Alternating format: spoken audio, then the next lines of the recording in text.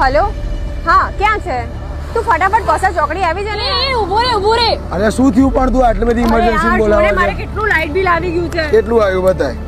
15,000 તારા ઘરનું? હા તો મારે યાર આનું પરમેનન્ટ સોલ્યુશન જોઈએ છે એક કામ કર, પાછળ બેસી ચાલ, તને પરમેનન્ટ હા સોલ્યુશન તો ચલ જલ્દી આ જો આ છે તારું સોલ્યુશન.